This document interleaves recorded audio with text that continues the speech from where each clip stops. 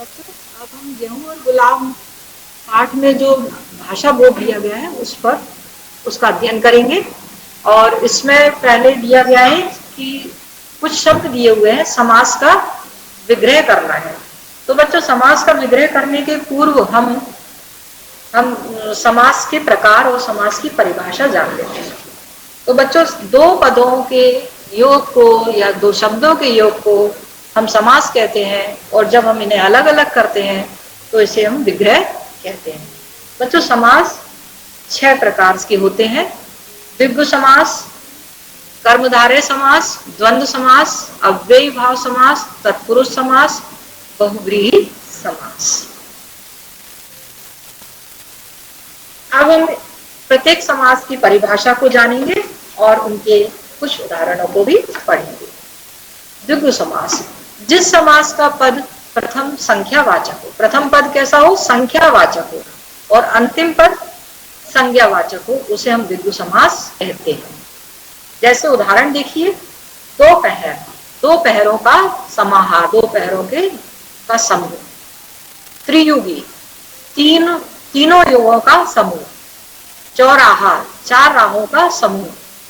पंचवटी, 5 वृक्षों का समूह। अठन्नी, 8 आनों का समूह।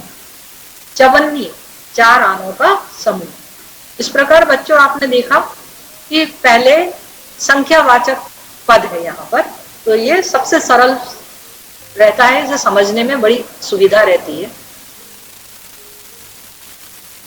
अब दूसरा है कर्मधारय समास। कर्मधारय समास का प्रथम पद विशेषण और दूसरा पद विशेष्य होता है, माने संज्ञा होती है। उदाहरण देखते हैं, महाकवि, महान है जो कवि, माने कवि है लेकिन उसकी विशेषता क्या है? महान है। दूसरा उदाहरण देखते हैं, नील कमल, नीला है कमल, कमल है वो किस रंग का है? नीला। सत्याग्रह, सत्य के लिए आग्रह, आग्रह किया जा रहा है किस बात के लिए? सत्य के लिए।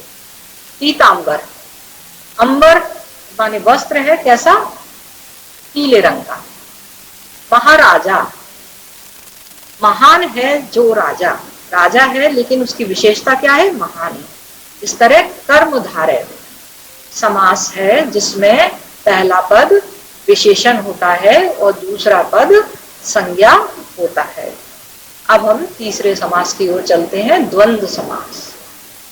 द्वंद्व समास भी द्विगु समास के समान अत्यंत सरल है। इसमें दोनों पद प्रधान होते हैं और दोनों पदों के बीच में योजक चिन्ह लगा होता है। और आपकी पुस्तक में ये 153 पृष्ठ क्रमांक पर दिया हुआ है। और जब हम इसका विग्रह करते हैं तो योजक चिन्ह हटाकर और का प्रयोग कर दिया जाता है। तो देखिए, माता पिता, माता पिता के बीच में क्या लगा हुआ है? एक चिन्ह लगा हुआ है और दोनों पद समान है, प्रधान है, महत्वपूर्ण है।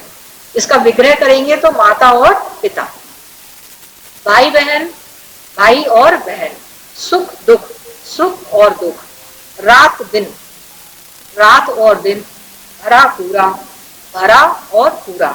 अन्न जल, अन्य उदाहरण में बोल रही हूं, आप सुनने। अन्न जल, अन्न और जल। अमीर गरीब, अमीर और गरीब। ऊंच नीच, ऊंचा और नीचा। ऊंच नीच, ऊंच और नीच। गंगा यमुना, गंगा और यमुना। नर नारी, नर और नारी। तो बच्चों, आप इसे समझ गए होंगे कि दो शब्दों के बीच में योजक चिन्ह लगा होता है। अपने पुस्तक में जब आप पाठ पढ़ें, गद्य पढ़ें, तो ऐसे शब्दों को ढूंढने का प्रयास करें। अब हम अव्ययी भाव समास की ओर चलते हैं। जिन सामासिक शब्दों में प्रथम पद प्रधान और अव्यय होता है, प्रथम माने प्रारंभ का और उत्तर पद माने बाद का, वो क्या होता है? संज्ञा हो सकता है, विशेषण हो सकती है, क्रिया विशेषण हो सकती है, वहां अव्ययी भाव समास होता है। इसके उदाहरण देखते हैं। यथाशक्ति, अब यह यथा अव्यय है, माने इसका कोई विशेष अर्थ नहीं है। शक्ति ये विशेषण है। अब इसका जो विग्रह करेंगे वो ऐसा होगा शक्ति के अनुसार। प्रति, प्रति किसी भी शब्द के साथ जुड़ सकता है, तो अव्यय है और दिन संज्ञा है। प्रतिदिन यानी प्रत्येक दिन। भर पेट, भर अव्यय है और पेट संज्ञा है, तो पेट भर के। भर सक, भर अव्यय है और सक क्रिया है। शक्ति भर, प्रत्येक, प्रति अव्यय है यहाँ पर और एक विशेषण है, तो एक एक। अन्य उदाहरण देखते हैं बच्चों यहाँ पर। यथा विधि, यथा यहाँ अव्यय है और विधि क्रिया है, तो विधि के अनुसार। यथार्थ, यथाधन अर्थ, अर्थ के अनुसार। आजन्म, आधन जन्म, जन्म पर्यंत। यथा रुचि, यथाधन रुचि, रुचि के अनुसार। अब हम अगले समास की ओर बढ़ते हैं, तत्पुरुष समास। तत्पुरुष समास जिस समास में उत्तर पद प्रधान हो उसे तत्पुरुष समास कहते हैं। इसमें कर्ता कारक और संबोधन को छोड़कर सभी कारकों में विभक्तियां लगाकर समास विग्रह किया जाता है। बच्चों, तत्पुरुष समास 6 प्रकार के होते हैं और मैं एक एक करके आपको परिभाषा के सहित समझाना प्रारंभ करती हूं। सुख प्राप्त, सुख को प्राप्त, ये कर्म तत्पुरुष है। या को शब्द आया है, देखिए कारक क्या आया, को। तो इसकी परिभाषा ऐसे होगी, जहां पूर्व पद से कर्म कारक की विभक्ति का लोप हो वहां कर्म तत्पुरुष होता है। बच्चों, ये आपकी नवनीत पुस्तक में पृष्ठ क्रमांक 143 पर दिया हुआ है, आप उसे अच्छे से पढ़ें। माखन चोर, माखन को चुराने वाला। गगन चुंबी, गगन को चूमने वाला। मैं आपको बच्चों जो कर्म तत्पुरुष है इसके अन्य उदाहरण दे रही हूं। स्वर्ग प्राप्त, स्वर्ग को प्राप्त। चिड़ी मार, चिड़ी को मारने वाला। तिल चट्टा, तिल को चाटने वाला। ग्रह आगत, ग्रह को आया हुआ। तो यहाँ पर कारक कौन सा है, को विभक्ति का लोप हो जाता है। इस प्रकार से हम इसे कर्म तत्पुरुष कहेंगे। अगला है करण तत्पुरुष। यहाँ पूर्व पद से करण कारक की विभक्ति का लोप हो जाता है और करण कारक जो है वो से शब्द का लोप होता है। अकाल पीड़ित, अकाल से पीड़ित, ये कौन सा तत्पुरुष है, करण तत्पुरुष। ईश्वर प्रदत्त, ईश्वर द्वारा प्रदत्त, से द्वारा, दोनों का लोप होता है। तुलसी कृत, तुलसी द्वारा कृत। दर्याद्र, दया से आद्र। मद मस्त, मद से मस्त। मन गणंत, मन से गड़ा हुआ। मन माना, मन से माना। इस प्रकार बच्चों करण तत्पुरुष है ये, जहां से द्वारा का लोप हो वहां पर करण तत्पुरुष है और विग्रह करते समय से और द्वारा शब्द आएगा। तीसरा देखिए संप्रदान तत्पुरुष। जहां समास के पूर्व पद से संप्रदान की विभक्ति के लिए का लोप होता है। किसका लोप होता है, के लिए, वहां संप्रदान होता है। तो देखिए उदाहरण, गुरु दक्षिणा, गुरु के लिए दक्षिणा। देशभक्ति, देश के लिए भक्ति। गौशाला, गौ के लिए शाला। रसोई घर, रसोई के लिए घर। राह खर्च, राह के लिए खर्च। सत्याग्रह, सत्य के लिए आग्रह। तो यहाँ पर कौन सा तत्पुरुष हो गया, संप्रदान तत्पुरुष।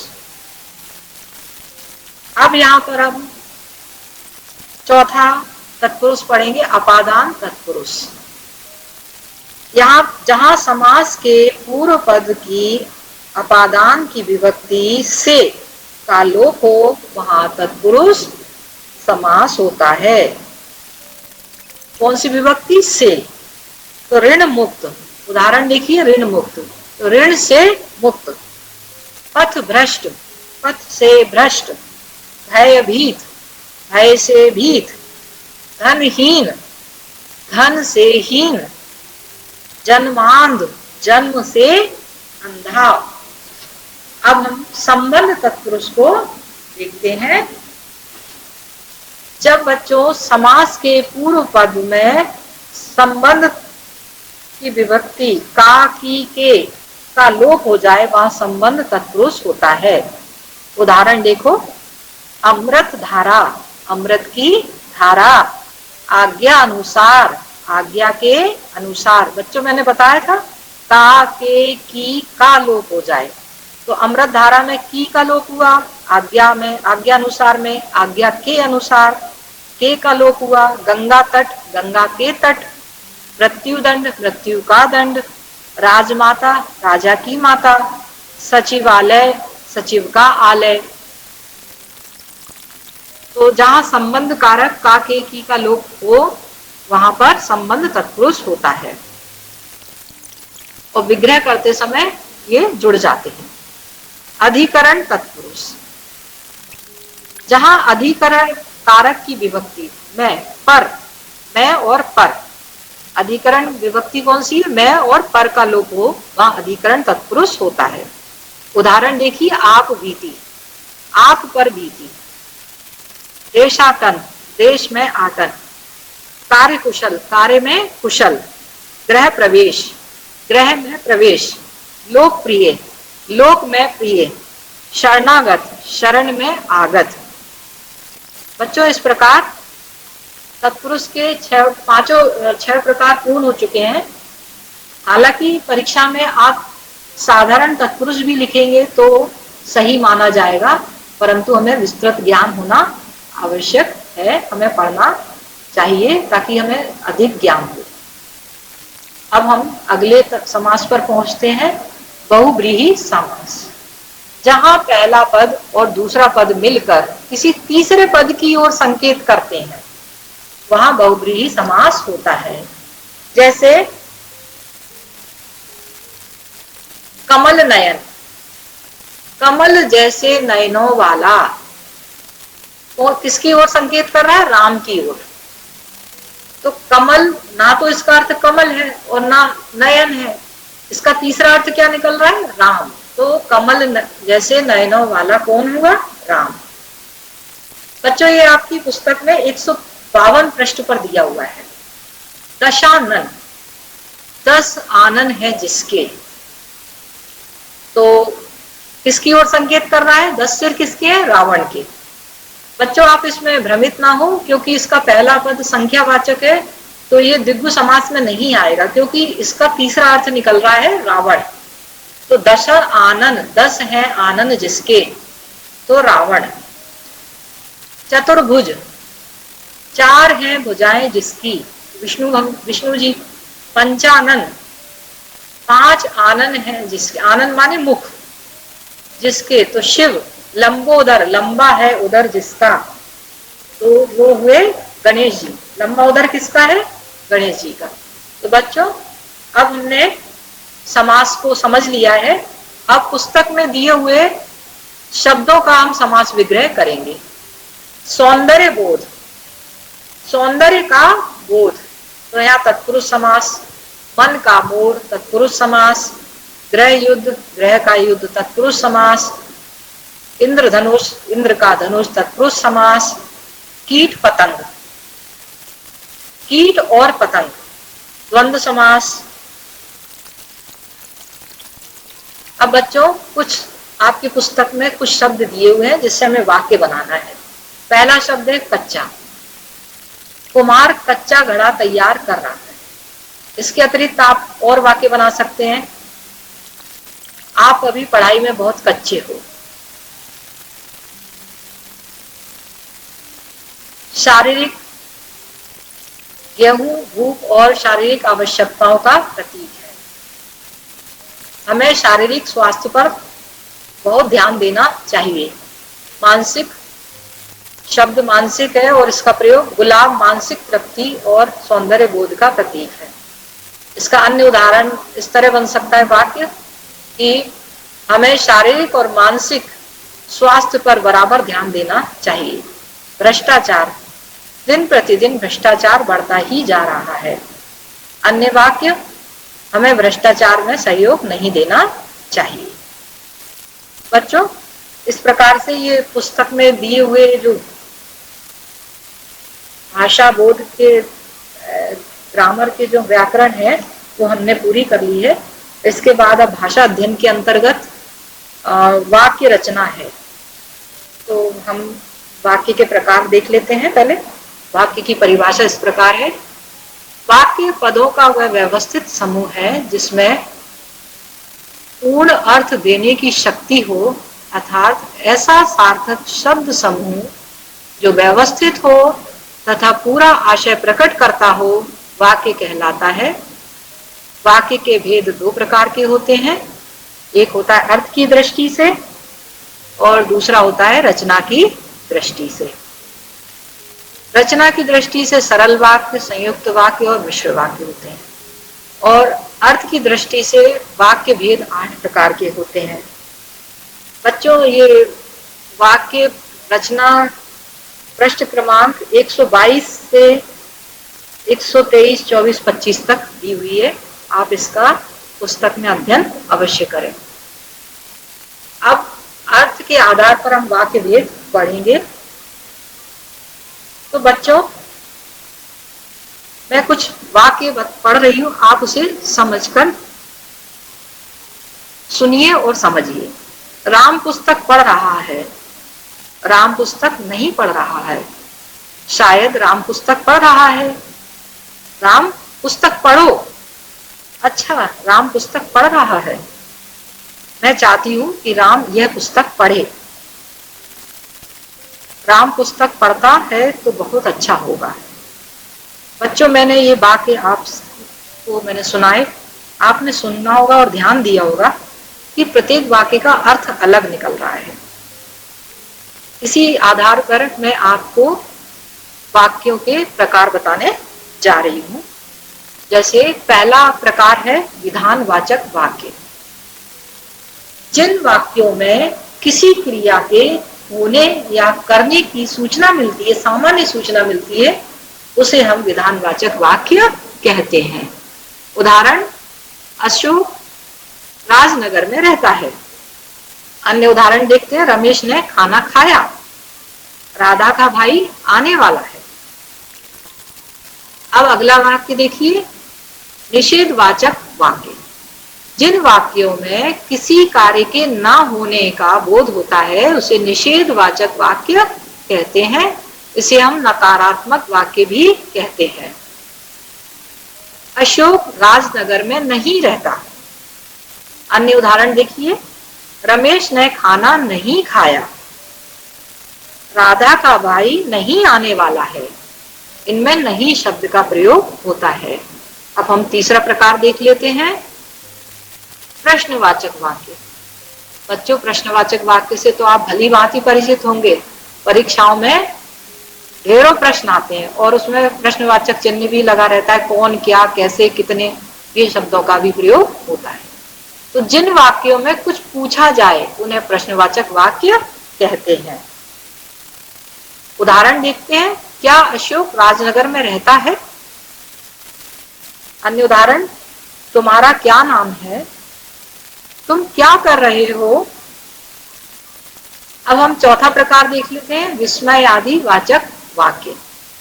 जिन वाक्यों में आश्चर्य, हर्ष, शोक, घृणा आदि के भाव व्यक्त हो उन्हें विस्मय आदि वाचक वाक्य कहते हैं। और इसमें विस्मय आदि वाचक में एक चिन्ह लगा होता है जिसमें बिंदु रहता है। अरे अशोक, तुम राजनगर में रहते हो? अरे तुम कब आए? ओह, बड़ा अन्याय हुआ। बच्चों, अब हम आज्ञावाचक वाक्य देखते हैं। जिन वाक्यों में आज्ञा या अनुमति देने का बोध हो उसे हम आज्ञावाचक वाक्य कहते हैं। अशोक, तुम राजनगर में रहो। अब तुम जाओ, आप चुप रहिए, शोर मत करो। इस तरह के वाक्य जिसमें आपको आज्ञा दी जा रही है वो आज्ञावाचक वाक्य कहलाते हैं। अगला वाक्य देखें, इच्छावाचक वाक्य। वक्ता की इच्छा, आशा या आशीर्वाद को व्यक्त करने वाले वाक्य इच्छावाचक वाक्य कहलाते हैं। जैसे मैं चाहती हूं कि काश अशोक राजनगर में रहता। आशीर्वाद के रूप में, ईश्वर तुम्हें सदा सुखी रखे, आपकी यात्रा शुभ हो, दीर्घायु हो,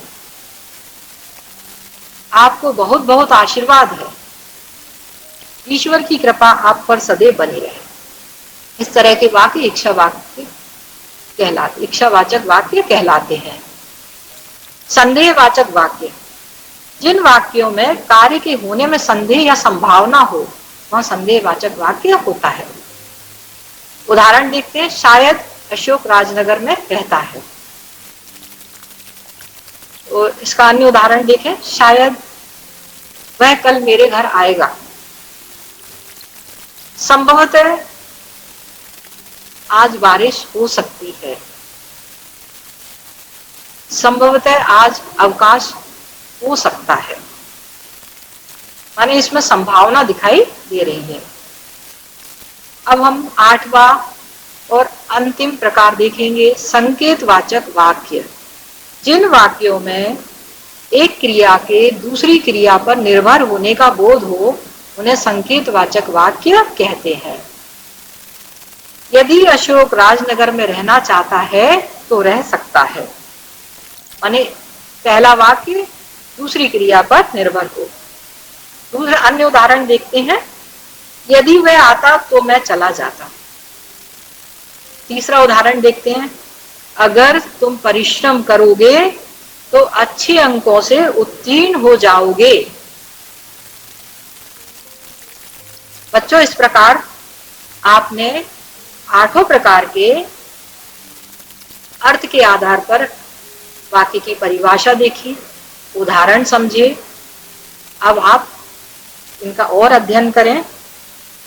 मैं आपको इसके बाद गृह कार्य दे रही हूं, आप गृह कार्य लिखिए। वाक्य कितने प्रकार के होते हैं? वाक्य के कितने भेद होते हैं? दूसरा प्रश्न लिखिए, अर्थ की दृष्टि से वाक्य कितने प्रकार के होते हैं?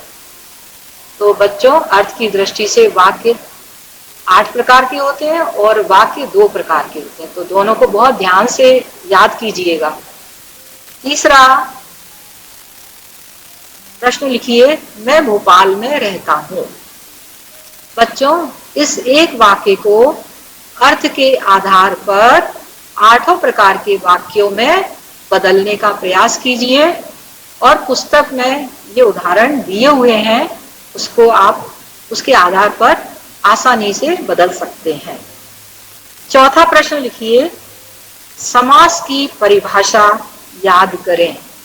मैं दोबारा बोलती हूं, समास की परिभाषा याद करें। 5वां प्रश्न लिखिए, निम्न शब्दों के समास विग्रह कर उनके नाम लिखिए। निम्न शब्दों के समास विग्रह कर उनके नाम लिखिए। पहला शब्द है पंचवटी। पहला शब्द पंचवटी। दूसरा शब्द दशानन। तीसरा शब्द कमल नयन। चौथा शब्द रसोई घर और 5वां शब्द भाई बहन। बच्चों, तो इस प्रकार आज हमने गेहूं और गुलाब नामक निबंध विधा का पाठ का अध्ययन किया है। इसके अंतर्गत हमने निबंध पर प्रकाश डाला, निबंध की परिभाषा पर, गेहूं और गुलाब प्रतीक किसके हैं, गरीबी और मानसिक तृप्ति के, उस पर विचार डाला। राम वृक्ष बैनीपुरी जी के जीवन परिचय पर प्रकाश डाला, समास पर प्रकाश डाला, वाक्य के प्रकार पर प्रकाश डाला और हमने प्रश्नोत्तरों पर भी का भी अध्ययन किया है। बच्चों, अब आप अपनी पाठ्य पुस्तक से इसको अच्छे से पढ़िए और मैं आशा करती हूँ कि ये पाठ आपको बहुत अच्छे से समझ में आया होगा। इसी के साथ इस पाठ का मैं समापन करती हूँ। अगली कक्षा में पुनः मिलेंगे, तब तक के लिए धन्यवाद।